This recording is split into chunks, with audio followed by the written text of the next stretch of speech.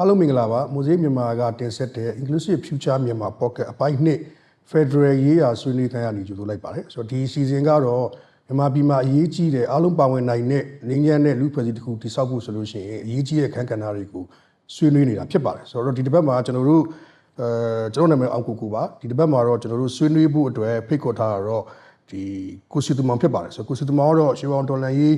မှာကျောင်းသားသမဂ္ဂခေါင်းဆောင်ဟောင်းတယောက်ဖြစ်တယ်လို့တစ်ဖက်မှာလည်းပဲ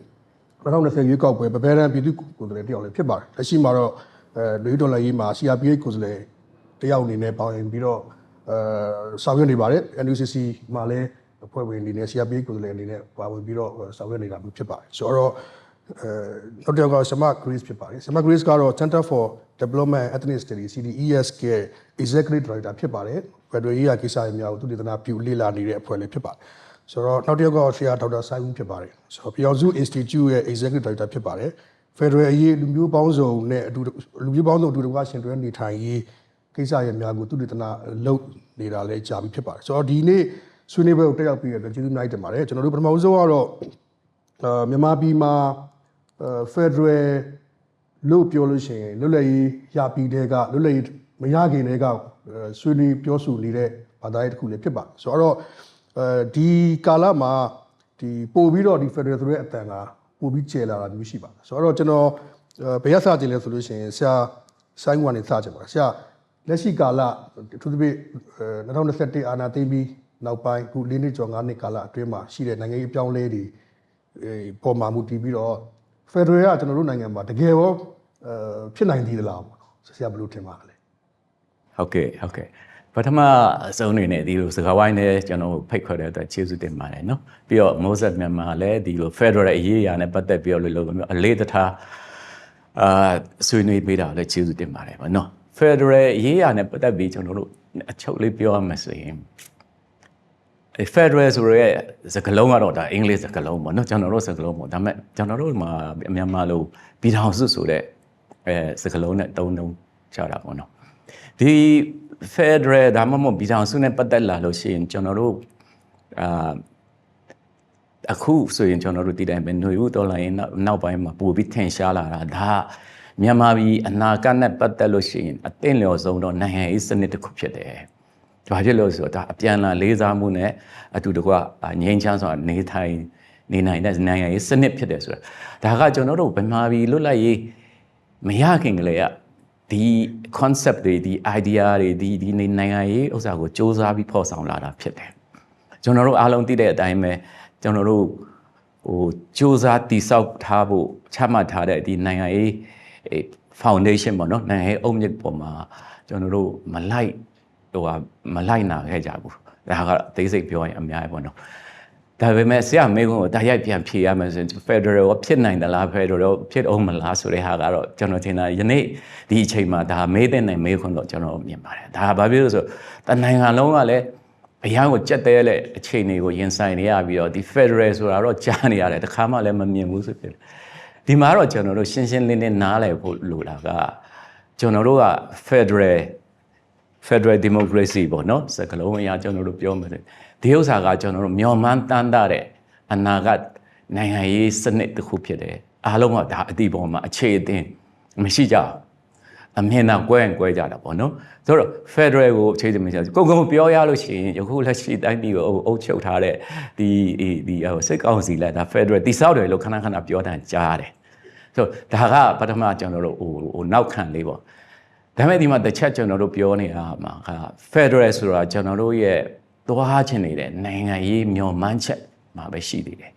Federal ကိုတကယ်တည်ဆောက်နိုင်တဲ့အခင်းချင်းနဲ့ကျွန်တော်တို့မရောက်သေးဘူးနောက်ပြီးတော့ကျွန်တော်တို့တိုင်းပြည်ကနှစ်ပေါင်းများစွာရာစုဝက်တစ်ခုကျော်ပေါ့နှစ်ပေါင်း80ကျော်80လောက်ကမတည်ငြိမ်တဲ့နိုင်ငံရေးအတိတ်ကပြောရမှာဆိုအရာကိုဘဟုဦးစီးစနစ်မှာကျွန်တော်တို့ဖြတ်တန်းခဲ့ရတာဖြစ်တယ်ဒီဟာလည်းနိုင်ငံရေးပြဿနာအခြေခံတစ်ခုပေါ့နော်ဆိုတော့ဒီနှစ်ပေါင်း80ကျော်80လောက်နိုင်ငံရေးစနစ်ကိုဖြတ်တန်းပြီးတော့တစ်ဖက်ကကြတော့ Federal ဆိုတဲ့စနစ်ကိုမျှော်မှန်းပြီးကြိုးပမ်းနေတဲ့ကာလဖြစ်တယ်ဆိုတော့ကျွန်တော်တို့အခုကျွန်တော်တို့က Federal ကပြဿနာလားဆိုတာကိုစပြီးဘယ်လိုခေါ်မလဲအဖြေရှာမရတော့ဘာလဲဆိုဖြစ်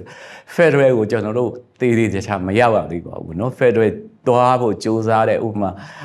မူပေါင်းတွေရေးဆွဲတာတို့ဖွဲ့စည်းပုံရေးဆွဲတာတို့စူးစမ်းပြီးပုံဖော်တဲ့အဆင့်တော့ကျွန်တော်တို့ရောက်တကယ်ကျင့်သုံးနိုင်တဲ့ခင်းချင်းကျွန်တော်တို့မရောက်သေးတဲ့ခါကျတော့ကျွန်တော်တို့ကမြင်တော့မမြင်ဘူးတဲ့ပြဿနာတစ်ခု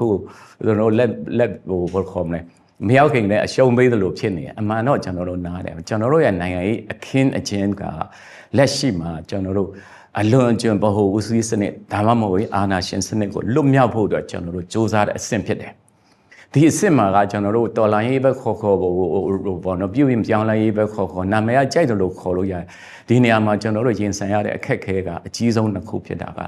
လက်ရှိချမှတ်ထားတဲ့စနစ်ကိုပြောင်းလဲဖို့ပုံဖော်တာဖြစ်တယ်အဲ့ဒါလို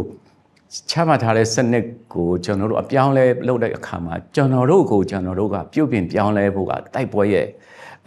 အတိကအရာမှာပါတယ်ဒါကလည်းကျွန်တော်တို့ဒီမှာတော်လိုင်းရေးလုပ်နေတဲ့ပြုပြင်ပြောင်းလဲရေးလုပ်ဖို့စူးစမ်းနေတဲ့ခေါင်းဆောင်တွေအမှတ်ရစေဟုတ်တယ်တကယ်တော့ကျွန်တော်တို့တော်လိုင်းရမှာက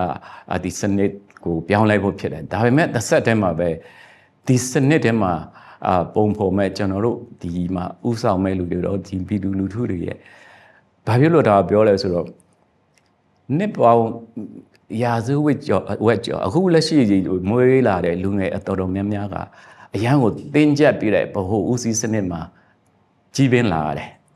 ပြောရမယ်ဆိုရင်ခဏလောက်၄-၅နှစ်လောက်ပွင့်လင်းတဲ့ကာလဖြတ်တန်းလာတယ်ဒီနေရာမှာကျွန်တော်တို့မသိစိတ်နဲ့ကျွန်တော်တို့နားလဲတဲ့နိုင်ငံရေးစိတ်ကူးတွေနိုင်ငံရေးလှုပ်ဆောင်မှုတွေဒါတွေတော့များများကကျွန်တော်တို့ကြီးပြင်းခဲ့တဲ့စနစ်နဲ့မသိမရိမ့်နေကျွန်တော်တို့ရှိနေပြောချင်တာကအာဏာရှင်စနစ်ကိုတော်လှန်နေပေမဲ့အာဏာရှင်စနစ်ရဲ့လုံနေလုံဟန်နေအချင်းဆဲတွေကကျွန်တော်တို့မကုန်ဘူးဒါကျွန်တော်တို့ပြန်စမ်းစစ်ပြီးတော့လောက်ရမယ်အဆင့်တစ်ခုဖြစ်တယ်ကျွန်တော်အဲ့လိုပြောချင်အပြင်တကယ်တမ်းအခုရင်ဆိုင်နေရတဲ့ကျွန်တော်တို့စစ်အာဏာစနစ်ချုပ်ငြိမ်းရေးအရေးမကြီးဘူးလားမဟုတ်ပါတယ်ဒါတပြိုင်တည်းလောက်ရမယ်ဆိုတာကိုကျွန်တော်ထောက်ပြတာဖြစ်ပါတယ်ဆိုတော့မိခွန်းပြန်ပြောရမယ်ဖက်ဒရယ်ကကျွန်တော်တို့မဖြစ်နိုင်ဘူးဆိုတာဖြစ်နိုင်ပါတယ်ကျွန်တော်တို့ဒီပြောရမယ်ကျွန်တော်တို့လိုပဲပေါ့နော်နှစ်ပေါင်းများစွာနိုင်ငံရေးအခက်ခဲကနေပျော်လွှားပြီးတော့ဖက်ဒရယ်ဖြစ်သွားတဲ့နိုင်ငံလောလောလတ်ကျွန်တော်တို့ပြောရမယ်စနီပေါ်နိုင်ငံလိုမျိုးတွေဖြစ်နိုင်ပါတယ်ဖက်ဒရယ်ကအထူးဆန်းမဟုတ်ပါလူတွေအပြန်လန်လေးစားမှုရှိတယ်ပြန်လာနားလည်မှုရှိတယ်နိုင်ငံရေးကိုနိုင်ငံရေးနည်းနဲ့ဓမ္မအကျင့်သုံးမယ်ဆိုရင်ဘာမှမခက်ပါဘူးဗမာပြည်ကလူတွေကဒီထက်အများကြီးအရေးချင်းရှိပါတယ်ဒါပေမဲ့ကျွန်တော်တို့အခုဖြတ်တန်းနေတဲ့ကာလကစစ်အာဏာရှင်စနစ်လွတ်မြောက်ရေးကနေပြီးတော့နိုင်ငံပြုပြင်ပြောင်းလဲဖို့အခင်းချင်းတွေကျွန်တော်တို့တေးတခြားမရောက်သေးဘူးဆိုတာကိုချက်ပြောရင်းနဲ့ Federal နဲ့ဒီနိုင်ငံရေးပြုပြင်ပြောင်းလဲရေးအခင်းချင်းတွေကိုကျွန်တော်ပြန်ပြောပြတာဖြစ်ပါတယ်ခင်ဗျာကျေးဇူးပါဆရာဖက်ဒရယ်ကကျွန်တော်တို့လုပ်လို့ရသေးတယ်ကျွန်တော်တို့လုပ်ဖို့လိုမယ်ဒီမျိုးပေါင်းစုံငင်းညံ့စွာအတူရှင်တွဲနေထိုင်ဖို့ဆိုလို့ရှိရင်လည်းဖက်ဒရယ်ကအဖြေတစ်ခုဖြစ်တယ်ပြီးတော့နီပေါ်နိုင်ငံဆိုလို့ရှိရင်လည်းဒီလိုမျိုးပြည်တွင်းစစ်ကနေပြီးတော့ထွက်ပြီးတဲ့အချိန်မှာဖက်ဒရယ်နိုင်ငံတစ်ခုအနေနဲ့တည်ဆောက်နိုင်ခဲ့တဲ့ဥပမာတွေရှိတယ်ပေါ့နော်ပြီးတော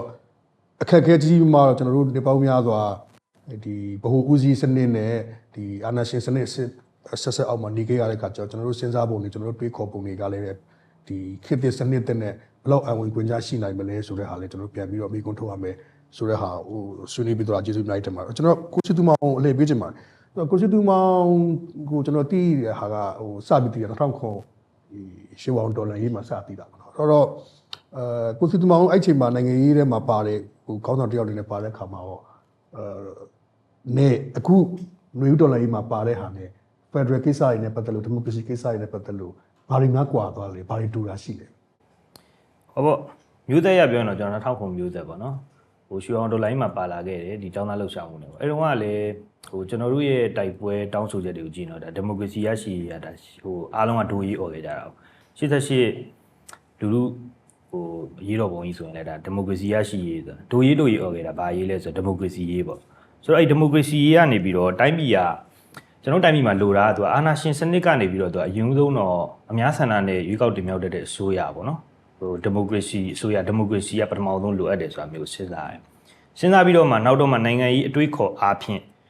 နောက်တစ်ဆင့်ပေါ့နော်နိုင်ငံရေးစနစ်အားဖြင့်ဒါ Federal ဆိုတာကိုသွားမယ်ပေါ့ဆို Federal ဆိုတာကိုသွားမယ်ဆိုတဲ့နေရာမှာဒီမိုကရေစီကိုတည်ဆောက်ပြီးတော့မှ Federal စနစ်ကိုဘယ်နေရာမှာနှိမ့်မြုံမလဲဘယ်နေရာမှာလက်တွေ့အကောင့်နဲ့ပေါ်မလဲဆိုတော့အင်္ဂလိပ်စကားနဲ့တိုက်ရိုက်ပြောရင်တော့ constitutional federalism ပေါ့ဒါဖွဲ့စည်းပုံအခြေခံဥပဒေဆိုင်ရာ Federal စနစ်ကိုကျင့်သုံးမယ်ဆိုလို့ရှိရင် constitution တွေကိုရေးဆွဲကြတဲ့အခါမှာ ကျွန်တော်မှတ်မိသလောက်တမိုင်းရပါတော့ဒီ1990နောက်ပိုင်းမှာဒါအမျိုးသားဒီမိုကရေစီဖွဲ့ချုပ်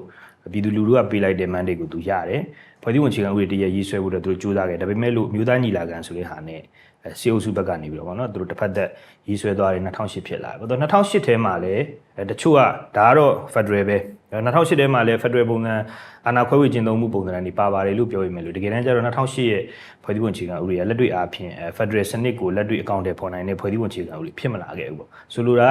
ကဒီစစ်ကြီးစိုးရေးဝါဒကိုပဲနည်းနည်းအသာပေးပြီးတော့တက်မတော်က25ခန်းလုံးလွှတ်တော်ထဲမှာပါတာစလို့နောက်ပြီးတော့မြို့သားနိုင်ငံရေးအခမ်းကဏ္ဍမှာဒီပါဝင်ရေးအစဉ်တစိုက် UDC ဆိုတဲ့အချက်တွေကနေပြီးတော့ဗောနော်နောက်ပိုင်းဒီအာဏာဟိုပါဗောနော်ဒီပြည်နယ်အစိုးရနဲ့ဗဟိုအစိုးရကြားဒါအာဏာခွဲဝေခြင်းသုံးမှုလို့ပြောလို့ရတဲ့ဇယားတစ်နှစ်တွေမှာအစာကြည့်လိုက်လို့ရှိရင်ပြည်ထောင်စုအစိုးရနဲ့ပြည်နယ်အစိုးရကြားမှာဒါလုတ်ပိုင်ခွင့်မညီမျှမှုတွေနဲ့ဒီဟိုတကယ်ကို residual power ကိုပြည်နယ်ကိုပေးသလားဆိုတဲ့ဒီမေးခွန်းထုတ်မှုတွေကဒီထဲမှာအများကြီးရှိခဲ့တယ်ဆိုရှိခဲ့တော့ဟိုဒီဘက်ဒီ2012နောက်ပိုင်းကနေပြီးတော့ဗောနော်ဟို NLD ပြန်ပြီးတော့လွတ်တော်ရဲဝင်ပြီးတော့ဖွဲ့စည်းပုံအခြေခံဥပဒေကိုပြန်လ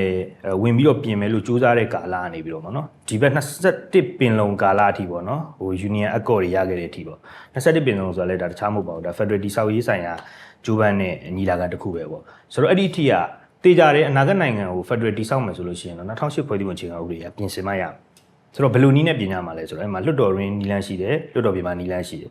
NCA လမ်းကြောင်းကနေပြီးတော့တိုင်းရင်းသားတွေစူးစမ်းခဲ့ကြတယ်ဒါလွတ်တော်ပြင်မှာနီလန်းကနေပြီးတော့လွတ်တော်ရင်းနီလန်းလည်းစူးစမ်းခဲ့ဒါပေမဲ့ဘာဖြစ်သွားလဲနောက်ဆုံးကျတော့စစ်အာဏာသိမ်းမှုတကြောပြန်ပြီးတော့ကြုံရတယ် NCA သဘောတူညီချက်မှာတာဝန်ခံနိုင်မှုရန်နေရတယ်ပြတ်သွားဆိုတော့နိုင်ငံရေးအခြေအနေကတော့အဲ့လိုပေါ့အဲ့တော့ဟိုတာမန်ပြည်သူတွေအနေနဲ့ကြည့်လို့ရှိရင်တော့ Federal ကိုသူတို့ဟိုတာမန်ပေါ့နော်ပြည်သူတွေအရက်ထက်ပြည်သူတွေအနေနဲ့ဆိုတော့နားမလဲကြဘူးသူတို့နားလဲတာကတော့သူတို့အာဏာရှင်စနစ်ကိုမကြိုက်ဘူးနေ့စဉ်သူတို့ရဲ့လူမှုဖူလုံရေးနဲ့လူမှုဒုက္ခဆိုးတွေကနေသူတို့လွတ်မြောက်ချင်တယ်ဒါပေမဲ့လို့အဲ့ဒီအခက်ခဲတွေကိုဘယ်စနစ်ကအာမခံချက်ပေးနိုင်မလဲနံပါတ်1ကတော့ဒီမိုကရေစီရရှိဖို့ဒီမိုကရေစီရပြီးတော့ရတာယူကောက်တင်မြောက်ခံထားတဲ့အစိုးရတရက်သို့မဟုတ်ဒီအာဏာပိုင်တရက်ဖြစ်လာပြီဆိုလို့ရှိရင်အဲ့ဒီရဲ့နောက်ဆက်တွဲနိုင်ငံရေးလုပ်ငန်းစဉ်တွေမှာပါလာမလဲဆိုတော့ဒါဖွဲ့စည်းပုံနိုင်ငံရဲ့ဖွဲ့စည်းပုံအခြေခံဥပဒေအနာဂတ်ဒီပေါ့နော်နိုင်ငံတော်တစ်ထူထောင်မှုအတွက်ကိုဖွဲ့စည်းပုံအခြေခံဥပဒေရေးဆွဲရေးဆိုင်ရာလုပ်ငန်းစဉ်ဆိုတာတွေဒါရှိလာ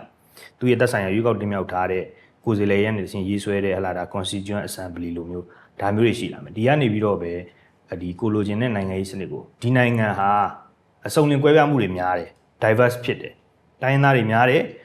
ဒီလူဒန်းသားဆိုရင်လည်းဒါအများကြီးကွဲပြားတယ်လို့နေမြေဒေသအပြင်လည်းဒါဟိုမတူကွဲပြားမှုတွေအများကြီးရှိရပါဆိုတော့ဒါဟာဟိုနိုင်ငံတကာရဲ့လေးလာသုံးသပ်မှုရဆိုရင်မြန်မာနိုင်ငံဟာ Federal စနစ်နဲ့ပို့ပြီးတင့်တော်တယ်ဆိုတော့ဘောနော်ဟိုသုံးသပ်မှုတွေလည်းရှိတယ်လို့တကယ်တိုင်းရင်းသားကောင်းဆောင်တွေနဲ့နိုင်ငံရေးသမားတွေကြားထဲမှာ Federal ယုံကြည်မှုအားကောင်းမှုပို့လိုအပ်တယ်လူလူကြားထဲမှာ Federal တည်မှုကနောက်တစ်ဆင့်ပြီးတစ်ဆင့်ကျွန်တော်တို့တိဆောက်သွားရမှာဆိုတော့ဥဆောင်နေတဲ့နိုင်ငံရေးခေါင်းဆောင်တွေကြားထဲမှာ Federal ဆိုင်ရာယုံကြည်ချက်ပေါ့နော်တည်မှုပေါ့ Federal ကိုတကယ်လက်တွေ့ practice လုပ်တော့မယ်ဆိုလို့ရှိရင်ဟာလာဒီတော်လန်ရေးနယ်မြေမှာပဲဖြစ်ဖြစ်ကိုယ့်ရဲ့လက်တွေ့ကျင့်သုံးနေတဲ့ဒီ data တွေမှာပဲဖြစ်ဖြစ်ပေါ့နော်အဲ့ဒီဟာကိုလက်တွေ့ကျင့်သုံးမှုလို့ဆိုလိုတာက share rule ပေးဖို့လိုလာပြီဒီလိုပဲ self rule ဒီကိုယ့်ရဲ့ကိုယ်ပိုင်အုပ်ချုပ်ရေးရန်တရားတွေကိုထူထောင်နေုံနဲ့တော့ဒီဒေါ်လာကြီးကနိုင်မနေဘူးအဲ့အတွက်ကြောင့် share ကျွန်တော်တို့ဘယ်လိုပေးကြမလဲအဲ့လက်တွေ့ practice ကိုတော့လက်တွေ့ဒေါ်လာကြီးကလာမလို့ဟိုဘက်တစ်ဖက်မှာစေအုပ်စုစိုးမိုးထိန်းချုပ်ထားတဲ့နေရာကတော့ထားတော့ဒါကတော့ Federal ကတော့ဝေးနေဦးမှာပဲဘာကြောင့်လဲဆိုတော့2008ကိုပြန်လဲအသက်သွင်းဖို့အတွက်ကြိုးစားတဲ့ဒီဇင်ဘာမှာလုပ်မဲ့သူတို့ရဲ့အတူရောင်တရားမွေရွေးကောက်ပွဲကိုလည်းသူတို့တစ်ဖက်မှာပြန်ပြီးတော့2008ကိုပြန်အသက်သွင်းဖို့ကြိုးစားရတယ်ဆိုတော့2008ထဲကပေးတဲ့ဒီမိုကရေစီတို့ Federal တို့ဆိုတဲ့စနစ်ကိုပြန်ပြီးတော့သူတို့ကအကောင့်ထဲပေါ်နေတဲ့တစ်ဖက်ထဲမှာပဲတစ်ဖက်ထဲမှာပဲဒီတကယ်ကိုယ့်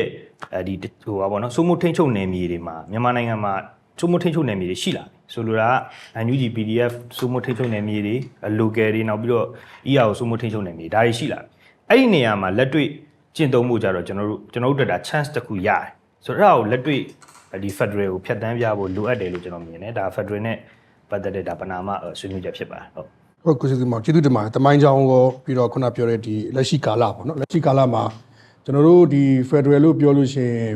အများအားပြောကြတာ coming together holding together ကျွန်တော်တို့အများအားငင်းကြခုန်ကြတဲ့ဟာလေးရှိပါတယ်အခုကတော့ကိုစစ်ဒီမှာထောက်ပြသွားသလိုပဲဒေါ်လာရေးကဟိုကိုစုမှုထုံချုပ်တဲ့နယ်မြေတွေများလာတဲ့အခါမှာအပေါ်ကနေပြီးတော့ဟို holding together လုပ်ရမယ်ဆိုတော့ အထိုင်ရတော့ပြတ်သွားပြီလို့ပြောလို့ရပါတယ် အခုဆိုရင်ဒါဟို bottom up federalism လို့ဟာမျိုးတော့ဒါအများကြီးပဲဒီလိုချင်းကပ်မှုတွေနဲ့ပေါ့နော်ဒီ approach နဲ့ဆွေးနွေးလာတာရှိလာတယ်ဆိုတော့ bottom up federalism ကိစ္စလည်းကျွန်တော်တို့ပြီးလို့ရှိရင်လက်ရှိကာလရဲ့ဒီ discord တစ်ခုအနေနဲ့ကျွန်တော်တို့ဆွေးနွေးဆက်ပြီးဆွေးနွေးပါမယ်အဲ့တော့ summer grade ကိုဘယ်လိုထင်လဲဟို federal ကမြန်မာပြည်မှာဖြေဦးမှာလားဘာတွေခက်ခဲရှိနိုင်မလဲမဖြစ်ဘဲနဲ့လည်းတိုင်းပြည်ကအဲ့လိုအရင်တိုင်းပဲတပါတီတအုပ်စုကပဲအာဏာချုပ်ကိုင်တဲ့ဟာပဲဆက်သွားမှာလားပြီးတော့နောက်တစ်အစွန်းတစ်ဖက်ကတော့စစ်စစ်ကောင်ကကွဲသွားတယ်ဆိုတဲ့ဟာမျိုးလည်းဖြစ်သွားနိုင်လားကျွန်မဘယ်လိုထင်လဲဟုတ်ပထမအဆုံးအနေနဲ့အားလုံးပဲမင်္ဂလာပါလို့ပြောချင်ပါတယ်ကျွန်မနာမည်ကတော့ Grace ပါအခုလိုမျိုးမိုးဇက်ကနေပြီးတော့မိုးဇက်မြန်မာကနေပြီးတော့ဒီ podcast မှာဖိတ်ကြားပေးတဲ့အတွက်လည်းကျေးဇူးအထူးပဲတင်ရှိကြအောင်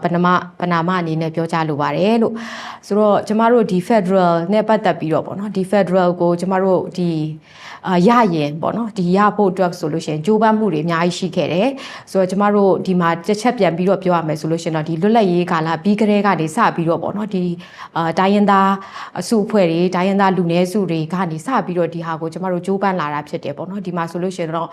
့ကျမတို့တန်းတူရေးနောက်ကိုယ်ပိုင်ပြဋ္ဌာန်းခွင့်ပြေဝရှိရေးနောက်ပြီးတော့ကျမတို့ဒီ Federal Democracy ပြည်ထောင်စုထူထောင်ရေးဆိုတဲ့အပိုင်းတွေကိုကျမတို့ဒီလွတ်လပ်ရေးကာလဒီပင်လုံကနေစပြီးတော့ကျမတို့ဟစ်ကြွေးလာခဲ့တာဖြစ်တယ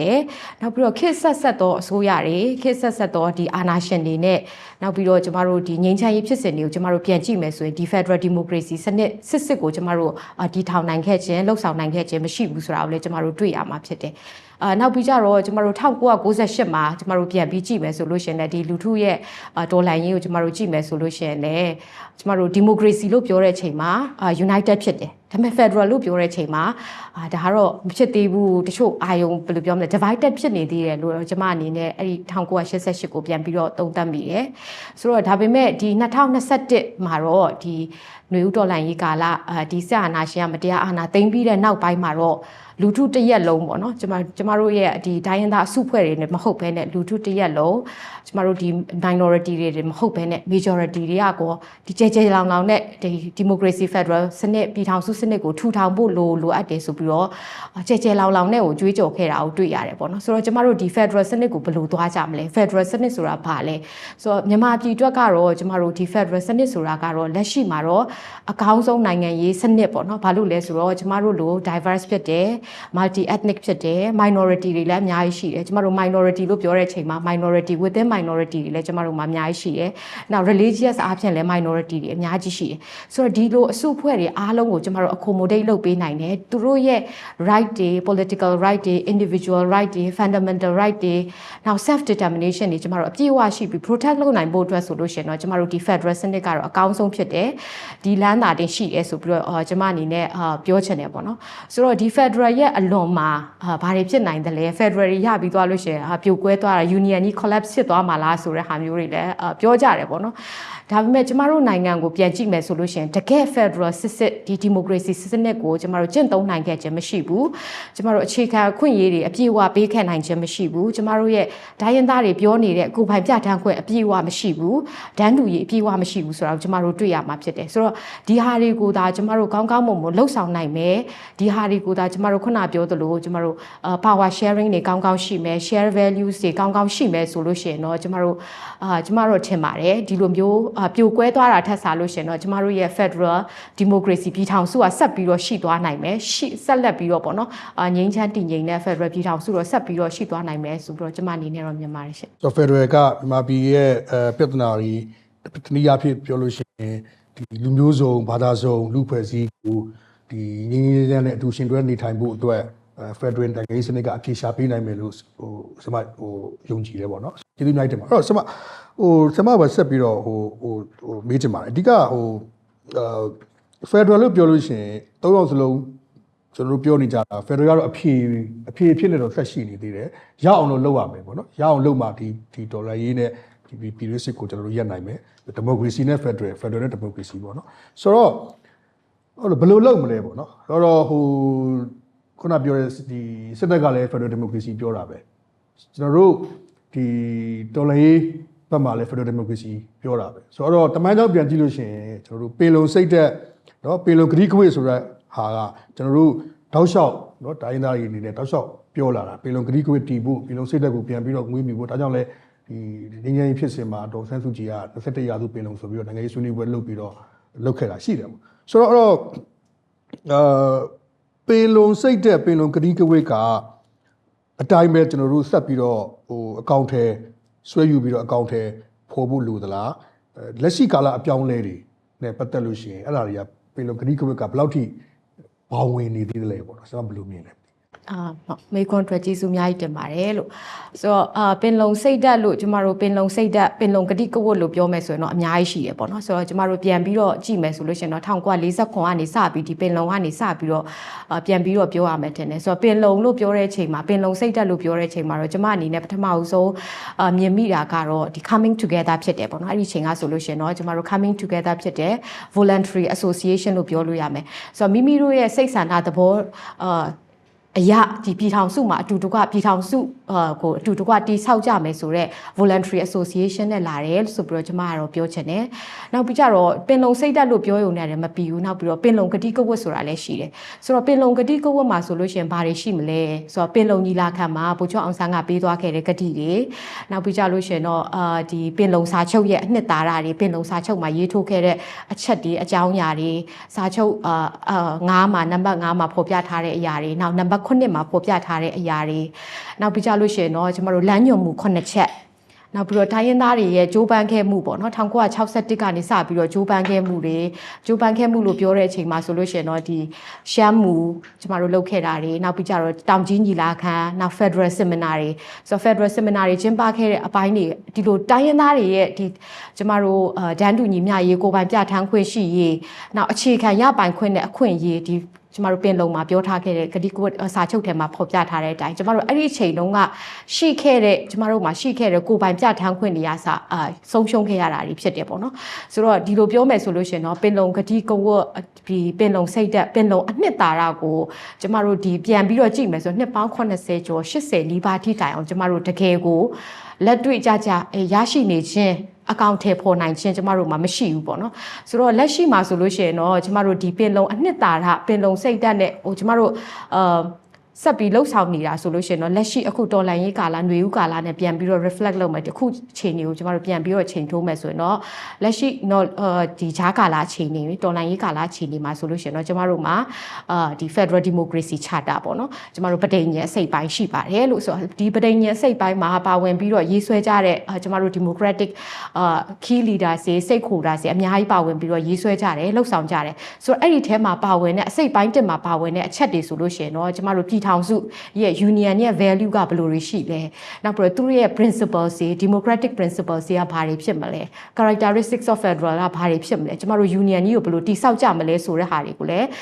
းတိတိကျကျရှင်းရှင်းလင်းလင်းဖော်ပြထားတယ်ပေါ့နော်ဆိုတော့ federal ကိုဘယ်လိုသွားမလဲဆိုရင်ကျမတို့အခုဒီဂျားကာလຫນွေဦးတော်လှန်ရေးကာလမှာဆိုလို့ရှိရင်တော့ဒီဟာကိုဖော်ဆောင်ဖို့အတွက်ကျမတို့မှာ FTC charter ရှိရယ်ဆက်လက်ပြီးတော့လည်းကျမတို့အသွင်ကူးပြောင်းရေးကာလရောက်တဲ့အချိန်မှာလည်းဒီ federal democracy နိုင်ငံတော်ကိုသွားဖို့အတွက်ဆက်ပြီးကြိုးပမ်းသွားမယ်အမြဲတမ်းကာလအတွက်လည်းဆက်ပြီးတော့ကြိုးပမ်းသွားမယ်ဆိုတော့ပင်လုံအနှစ်သာရပင်လုံစိတ်ဓာတ်နဲ့အညီပေါ့နော်ကျမတို့ဒီဟာတွေရဲ့ essence ကိုတော့ကျမတို့ဆက်လက်ပြီးတော့ယူဆောင်ပြီးတော့လှုပ်ဆောင်သွားဖို့လိုမယ်လို့တော့ကျမအနေနဲ့မြင်ပါတယ်ဟုတ်ကဲ့ဆရာမကျေးဇူးပါဒီ Federal Greek Way ပင်လုံ Greek Way ဒီနဲ့ဒီတောက်လျှောက်တိုင်းသားတွေလုံပန်းခဲ့တဲ့စူးစမ်းခဲ့တဲ့ဟာကအခုချိန်မှာဘာပဲဖြစ်ဖြစ်သုံးတရားတော့ကျွန်တော်တို့ decent တွေပြီးလို့ပြောလို့ရတယ်ပေါ့နောက်ထပ်ထပ်ပြီးတော့ကျွန်တော်လုပ်ဖို့လိုသေးတယ်ပေါ့နော်ဆိုဆရာကျွန်တော်ဟို Federal ကြောင့်ပြောတဲ့အခါမှာရှမ်းမူဗမာပြည်နယ်ဖွဲ့စည်းရေးရှစ်ပြည်နယ်မူကအင်တာနက်မှာကြီးပါတယ်ဆိုတော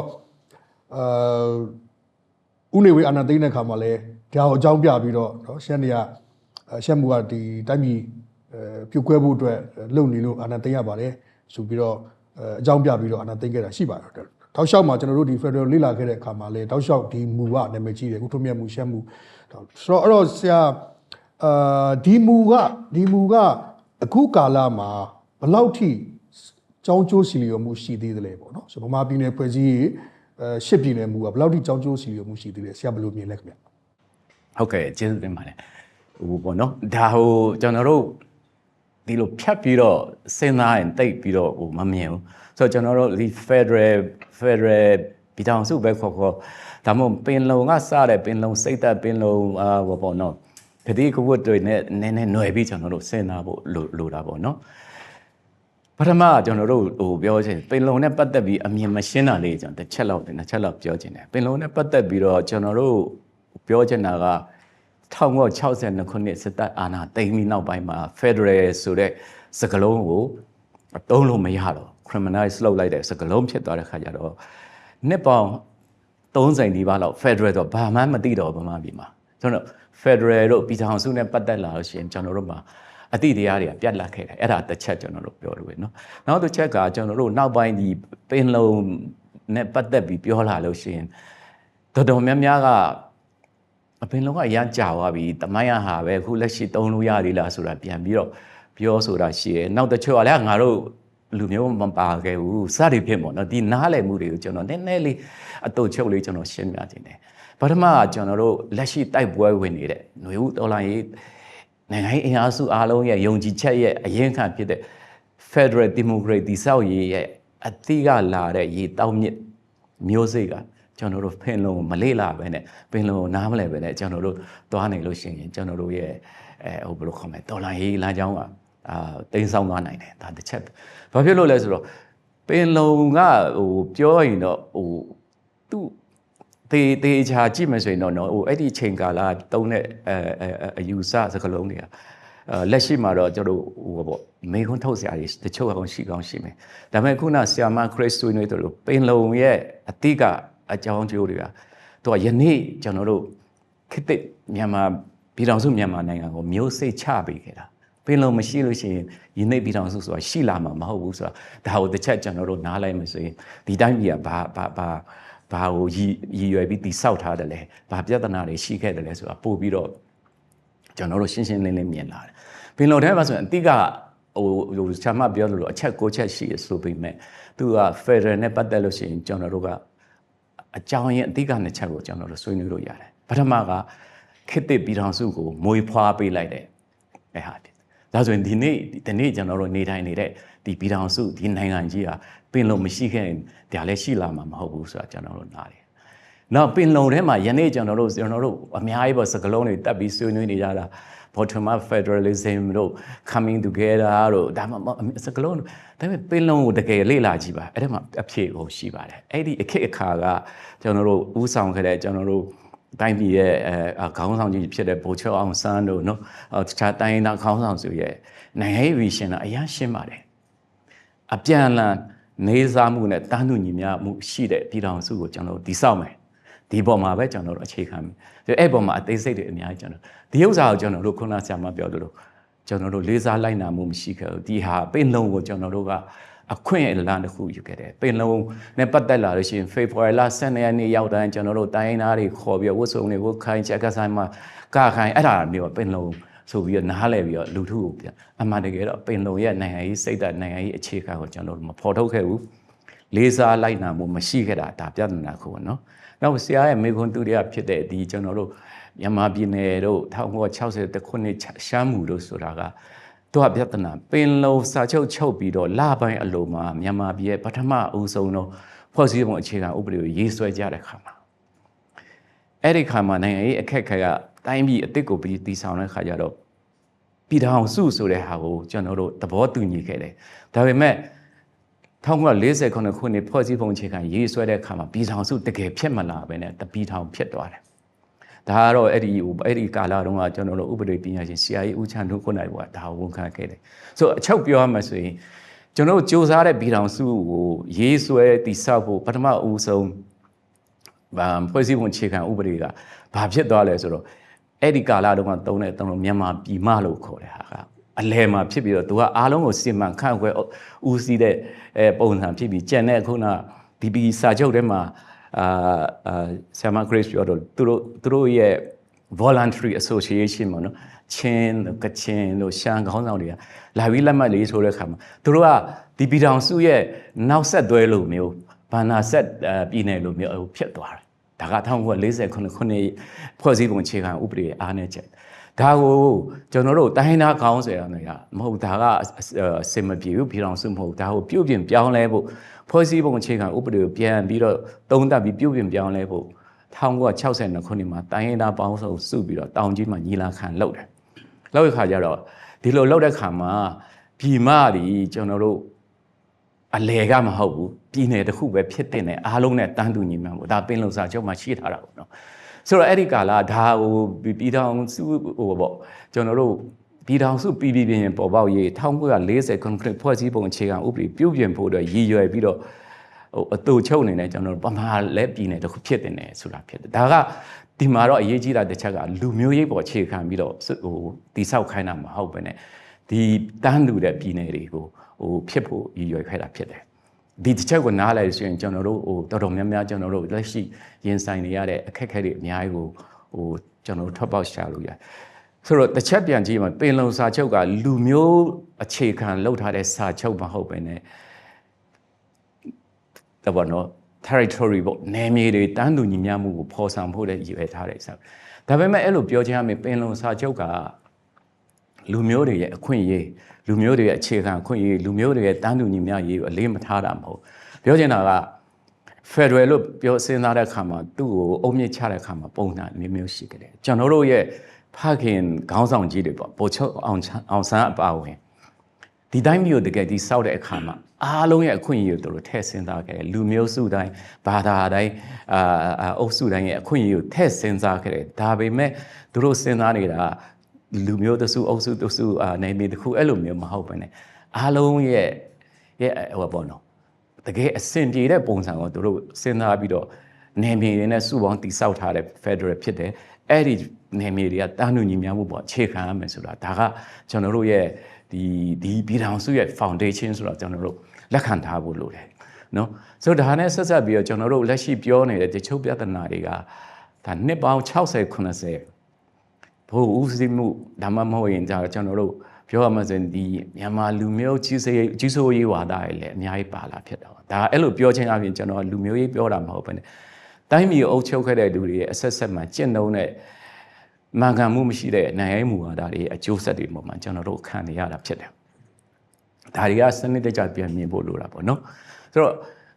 ့ဒီလိုတစ်ဖက်မှာလည်းအဖိနှိတ်ခံရတဲ့လူနည်းစုတွေမှာလည်းကျွန်တော်တို့ဟိုနှစ်ပေါင်းများစွာသူတို့မှထွက်ပေါက်မရှိခဲ့ကြဘူးနိုင်ငံရေးဖြည့်ရှင်းဖို့အတွက်သူတို့မှအခွင့်အလမ်းမရှိခဲ့ကြတော့တော်တော်များများကလက်နက်ကင်တော်လန်မှပဲရမယ်ဆိုတဲ့လမ်းကြောင်းဘက်ကိုပါသွားတဲ့ခါကျကျွန်တော်တို့နိုင်ငံကကံမကောင်းလားဆိုတာပဲပြီးခဲ့တဲ့နှစ်50 60လုံးဟာပြည်တွင်းစစ်မီးလောင်နေတယ်ဒီဟာနဲ့လည်းပဲကျွန်တော်တို့ဒီစောက်ချင်တဲ့ Federal ရည်ရွယ်ချက်ကတဖြည်းဖြည်းတိမ်ဆောင်ပြီးတော့ငါနေရငါလူမျိုးငါဒေတာကိုအုပ်ချုပ်မှပဲစင်ပြေမယ်ဆိုတဲ့ခုနကဒီဥစ္စာတွေကပြောရမယ် escape prison ပေါ့နော်ဟိုဒီရန်သူကြီးကိုငါမနိုင်တဲ့ခါကျတော့ဒီတေးလေးငါရထားတဲ့နယ်မြေကိုငါအုပ်စိုးလိုက်ရင်တော့ငါလုံခြုံမှာပဲဆိုတဲ့စဉ်းစားမှုတွေပို့ပြီးအားတန်လာတယ်ဒါကတော့အသေးစိတ်ဆွေးနွေးရင်တပိုင်းဖြစ်ဆိုတော့ကျွန်တော်တို့ပြောချင်တာကခုန Federal ကိစ္စပြီးဟိုပင်လုံကိစ္စကဘယ်လိုဖြစ်ပေါ်လာတယ်ဘယ်ရည်ရွယ်ချက်နဲ့တည်ဆောက်ခဲ့တယ်နောက်ပိုင်းမှာကျွန်တော်တို့ဒီရှမ်းမှုကဘာလို့ရည်ရွယ်ခဲ့တယ်လဲ1940ခုနှစ်ဖွဲ့စည်းပုံအခြေခံဥပဒေပြုပြင်ဖို့ကျွန်တော်တို့အတိကရည်ရွယ်ခဲ့တာဖြစ်တယ်နောက်အဲ့ဒီမှာကျွန်တော်ဆွေးနွေးတဲ့အခါမှာပြည်နယ်တွေတန်းတူမှုဖြစ်ဖို့ဆိုပြီးတော့အဲ့ဒါကိုအခြေခံပြီးတော့မြန်မာဥပမာရှမ်းပြည်နယ်ကချင်ပြည်နယ်အဲ့လိုတွေရှိခဲ့တာဟိုဒါဆိုရင်ဗမာလက်ပြည်နယ်တစ်ခုပဲဖြစ်ရမယ်ဆိုတော့ဒါပေမဲ့ဒီမှာနားလည်ရမှာလူမျိုးရေးရှုထောင့်ကနေဒီ proposal တက်တာလာတော့မဟုတ်ဘူးပြည်နယ်တွေတန်းတူညီမျှရေးဖြစ်ဖို့ဆိုတဲ့ဟာကိုအခြေခံပြီးတော့ဖြစ်လာတဲ့ဟာဖြစ်တယ်လို့ကျွန်တော်ဆွေးနွေးလို့ပါတယ်ဟုတ်ကဲ့ကျေးဇူးပါဆရာကျွန်တော်တို့လည်းတော်တော်လေးလေ့လာရပါတယ်ဘာလို့ဒီပင်လုံဂရိကွေပင်လုံစိတ်သက်ဆိုတာကလည်းဒီတိုင်းပြည်ရဲ့ဒီစပြီးတော့တိဆောက်တဲ့အခါမှာအရေးပါပြီးတော့ဒီတူလာပြီးတော့ Coming Together အနေနဲ့လွတ်လပ်ရေးတူယူပြီးတော့တိုင်းပြည်အစ်စ်ကိုတိဆောက်ကြမယ်ဆိုတဲ့အနှစ်သာရပြီးတော့ခုနကတန်းတူညီမျှမှုဆိုတဲ့အနှစ်သာရရှမ်းပြည်နယ်မူဘယ်လဲဆရာရှင်းပြတဲ့အခါမှာဒါဟိုအဓိကအနှစ်သာရကတန်းတူညီမျှရေးပြည်နယ်အားလုံးကြားမှာဒီ Federal ပြည်နယ်အားလုံးကြားမှာတန်းတူညီမျှရေးဆိုတဲ့ဟာကအဓိကဖြစ်ပြီးတော့လူမျိုးရေးကိုအခြေခံတဲ့ဆိုတဲ့ဟာမျိုးမဟုတ်ဘူးဆိုတဲ့ဟာမျိုးရှင်းပြတော့ကျေးဇူးအများကြီးတင်ပါအဲ့တော့ကိုစီတူမောင်ကဘယ်လိုထင်လဲကျွန်တော်တို့အခုက CRPH မှာလည်းပါပြီးတော့ထဲထဲဝင်ပါပြီးလုပ်နေတယ် NUCC မှာလည်းပါတယ်ပြီးတော့လက်ရှိကာလဒေါ်လာရေး4ကာလအတွင်းမှာလည်း bottom up fertilizer ဆိုပြီးတော့ကျွန်တော်တို့လုပ်နေတာရှိတယ်ပြီးတော့တက်ဆိုင်ရာဒီပြည်တွေကလည်းပဲစကိုင်းဆိုတဲ့စကိုင်းเนาะမန်လေးသူတို့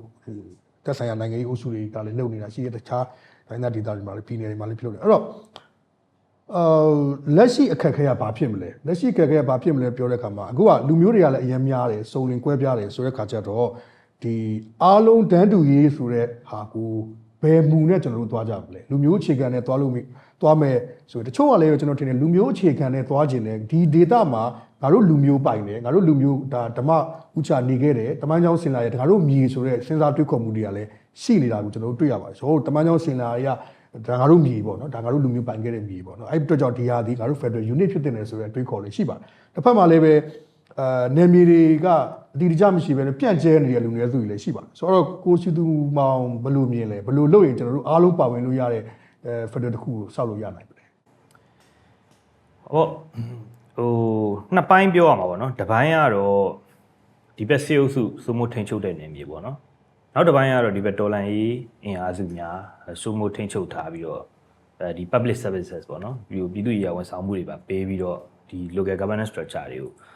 ပြည်ပြောင်းအကောင့်တွေပေါ်နေတဲ့တစ်ပိုင်းပေါ့နော်နှစ်ပိုင်းတော့ရှိတယ်ဟိုဘက်ပိုင်းကတော့ပြောကြမလို့ဟိုဘက်ပိုင်းကတော့စေအုပ်စုစုမိုးထိန်ချုပ်ထားတဲ့ဟာကတော့သူ့အနေနဲ့သူ2008ဆိုတဲ့ဟာကိုလက်တွေ့အကောင့်ထဲပေါ်ဖို့ပေါ့နော်ပြန်ပြီးတော့အသက်ဝင်ဖို့အတွက်သူတို့ activate ပြန်လုပ်နေရွေးကောက်ပွဲနဲ့ဒီဘက်အပိုင်းမှာကြတော့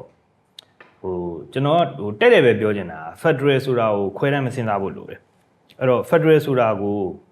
ပြည်နယ်လဲငါတို့ပဲပြည်ထောင်စုဆိုတာလဲဒီပြည်နယ်ပေါင်းစုပြည်ထောင်စုဖြစ်လာတယ်ပြည်ထောင်စုဆိုတာလဲငါတို့ပဲဒီပြည်နယ်ကပဲခံစာ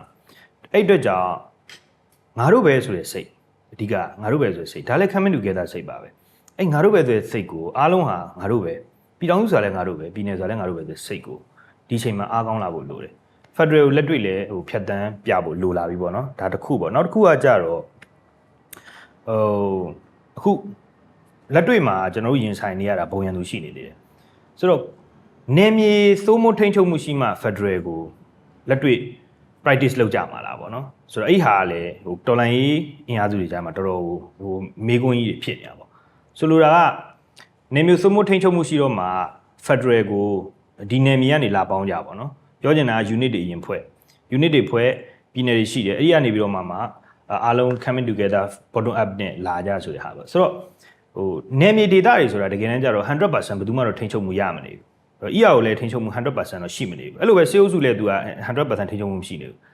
နှစ်ဖက်လုံးကတော့ခက်တီတီနိုင်ငံတော်တွေကြီးပဲဒီဘက်ကလည်းခက်တီတီဒါဘို့ဆိုရဒီဘက်လည်းခက်တီဆိုတာဒါပေမဲ့ဒီဘက်ကတော့ရှင်းတာပေါ့ဗျာတော်လိုင်းဘက်ကတော့ဟို20ရွေးကောက်ပွဲကပြည်သူလူထုအနှင်းလာတဲ့ mandate ကိုအခြေပြုပြီးတော့ဒီကိုသားပြုမှုနဲ့နိုင်ငံရေးကိုသားပြုမှုနဲ့သူတို့ဒီတိုက်ပွဲကိုဆက်ပြီးပါတယ်တစ်ဖက်ကတော့ဗာ legitimacy တို့ဗာ mandate တို့မှမရှိဆိုတော့အဲ့လိုအနေထားတစ်ခုမှာလက်နက်ကင်တက်ရှိတော့မှစိုးမိုးထိန်ချုပ်နယ်ပြည်ရှိတော့မှဒီ Federal တိဆောက်ရေးမှာကိုစားပြုခွင့်ရမယ်ဆိုတော့စဉ်းစားချက်အထိုင်တွေကိုတော့ဒီချိန်မှာပြောင်းဖို့လိုတယ်ဆိုတော့ကိုယ့်ရဲ့ပြည်နယ်တွေကိုယ့်ရဲ့ဆိုင်ရာဒေသတွေဟာအနာဂတ်အတွက်သူတို့ Federal ကိုဘယ်လိုတိဆောက်မယ်ဆိုတာဒီချိန်မှာစဉ်းစားပြင်ဆင်ခွင့်ရှိတယ်ကိုစားပြုပြီးတော့သူတို့ပါဝင်ဆောင်ရွက်ခွင့်ရှိတယ်ဆိုတော့ဒီအထိုင်တွေဒီအသည့်တွေတော့တူလာအောင်လို့တော့ကျွန်တော်ထင်တာတော့ဟိုအားလုံးကြားထဲမှာပေါ့နော်ဒါညှိနှိုင်းယူရမယ်နိုင်ငံရေးသဘောတူညီချက်တွေလိုလေဦးမယ်လို့ထင်တယ်ဒါ Federal ကိုလက်တွေ့ဖြတ်တန်းတဲ့အချိန်ပေါ့နောက်တစ်ခုကအခုလက်တွေ့ပူပူနွေးနွေးပေါ့နော်ဘာတွေဖြစ်လာလဲဆိုတော့ဟိုဆိုတော့ပြောရတဲ့ Margaret လည်းပြောရတယ်ပေါ့ minority within minority ကိစ္စတွေပေါ့ဆိုတော့အဲ့မှာဆိုလို့ရှိရင် तू ကနေမြေဒေသဒီတရားမရှိဘဲနဲ့ပြန်ကျဲပြီးနေထိုင်နေတဲ့ non territorial ဟိုဟာ community တွေရှိရပေါ့နော်ဒီအုပ်စုတွေရှိရပေါ့အထူးသဖြင့် religious minority တွေရှိမယ်ငကိုးကွယ်တဲ့လူမျိုးစုတွေရှိမယ်ဒီလိုပဲတိုင်းလူနည်းစုတွေကလူနည်းစုတွေထပ်ရှိမယ်ဆိုတော့ဒီလူတွေရဲ့ဒီနိုင်ငံရေးရဟို political representation ပေါ့နိုင်ငံရေးရကိုစားပြုခွင့်ကိုဘယ်လိုပုံစံထည့်သွင်းစဉ်းစားမလဲဆိုတာကဒီချိန်မှာတကယ်စဉ်းစားရမယ်တကယ်ကျွန်တော်တို့ဟာ parallel state parallel ဒီ government တစ်ခုပေါ့နော်ဟိုပြောရင်တော့ဗျာဟိုဟာပေါ့ competitive ပေါ့တကယ်ကိုထိပြိုင်နှမ်းပြိုင်ကျွန်တော်တို့အုပ်ချုပ်ရေးစနစ်တစ်ခုကိုနိုင်ငံတစ်ခုကိုအပြိုင်ထူထောင်ကြတော့မယ်ဆိုလို့ရှိရင်စေအုပ်စုကတော့ထိန်းချုပ်ထားတဲ့နေရာသူရွေးကောက်ပွဲနဲ့လုပ်နေဒီဘက်မှာလည်းဒါဆိုလို့ရှိရင်ဒီဘက်မှာလည်းအဲ့လိုပဲတကယ်ထူထောင်ကြတော့မယ်ဆိုလို့ရှိရင်ထူထောင်နိုင်မဲ့သူတွေရဲ့ထူထောင်မဲ့သူတွေရဲ့ဒီဟိုပါပေါ့နော်ဟိုဘယ်လိုခေါ်မလဲဟိုအမြင်ကျယ်မှုပေါ့နော်နိုင်ငံရေးကအမြင်ကျယ်မှုတွေနောက်ပြီးတော့အနာဂတ်ကိုထည့်သွင်းစဉ်းစားနိုင်တဲ့ကိစ္စတွေနောက်တစ်ခုကတစ်ချိန်လုံးကဖယ်ရှင်ခံရတဲ့လူမျိုးတွေဟာလာဘာသာဝင်လူနည်းစုတွေတိုင်းရင်းသားလူနည်းစုတွေအဲ့ဒီလိုပဲတခြား minority within minority တွေရဲ့ political representation နဲ့ဘလို့ပါဒီထူထောင်ရေးမှာဘလို့ပါဝင်နိုင်မယ်ဆိုတဲ့အချက်တွေကိုတော့ကျွန်တော်ထင်တယ်လက်တွေ့ကျစဉ်းစားဖို့လေဒါပေမဲ့ကျွန်တော်တို့မှာသဘောတူညီချက်တွေမရှိခဲ့ဘူးလားဆိုတော့ရှိခဲ့တယ်ဆိုလိုတာကဆော့ Margaret ညွှန်သွားတဲ့ဒီ Federal Democracy Charter ဒါဖွဲ့စည်းပုံအခြေခံဥပဒေဖြစ်လာဖို့အတွက်ကနဦးစာတမ်းပဲဆိုတဲ့ဟိုသုံးသက်ချက်တွေလည်းရှိတယ်ပေါ့ဖွဲ့စည်းပုံအခြေခံဥပဒေတခုတော့မဟုတ်ဘူးဒါပေမဲ့အနာဂတ်နိုင်ငံတော်ဘယ်လိုတည်ဆောက်မယ်ဆိုတဲ့ Federal ဆိုင်ရာစံတန်ဖိုးတွေအားလုံးကျွန်တော် Union Value တွေအဲ့ဒီမှာနှိမ့်မြုပ်ထားတယ် အဲ့လိုပဲနိုင်ငံတော်ဟာတကယ်ဟိုပေါ့နော်ဒီဟိုပေါ့ secular state ကိုသွားမယ်ဆိုတာမျိုးတွေကစလို့ fundamental right တွေကိုဘယ်လိုမျိုးဟိုရည်မှန်းထားတယ်ဆိုတာအထီကိုကျွန်တော်တို့ဒီFederal ပြည်ထောင်စုတည်ဆောက်ရေးဆိုင်ရာဒါဟိုအခြေခံဥပဒေရဲ့ကနဦးစာတမ်းပုံစံမျိုးကိုကျွန်တော်တို့ပြင်ညင်ပြုထားကြတယ်ပေါ့ကျွန်တော်တို့ကြားထဲမှာဆိုတော့အဲ့ဒီဟာကိုပို့ပြီးတော့လက်တွေ့တဆင်ချင်းအကောင့်တွေပေါ်တဲ့အခါမှာအခုကာလက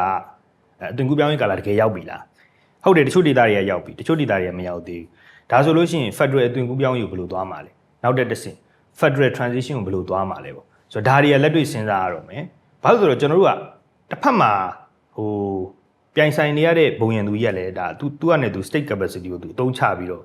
အားကြီးစွာနဲ့သူကတိဆောက်တစ်ဖက်မှာလည်းလူတို့ရဲ့ယုံကြည်မှုနဲ့အားပေးထောက်ခံမှုနဲ့သွားနေတဲ့ဒေါ်လာအင်အားစုတွေရှိတယ်ဆိုင်ရာဒေသတွေမှာလည်း EAO ထိန်းချုပ်နေမြေတွေနဲ့ရှိနေဆိုတော့ဒီအပြိုင်တိဆောက်နေတဲ့ကာလမှာတကယ် Federal ကိုလက်တွေ့ဖြတ်သန်းပြဖို့လိုပြီးနောက်ပြီးတော့အားလုံးရဲ့ကိုယ်စားပြုမှုတွေကိုထည့်သွင်းစဉ်းစားပြီးတော့အမျှော်မြင်ရှိနဲ့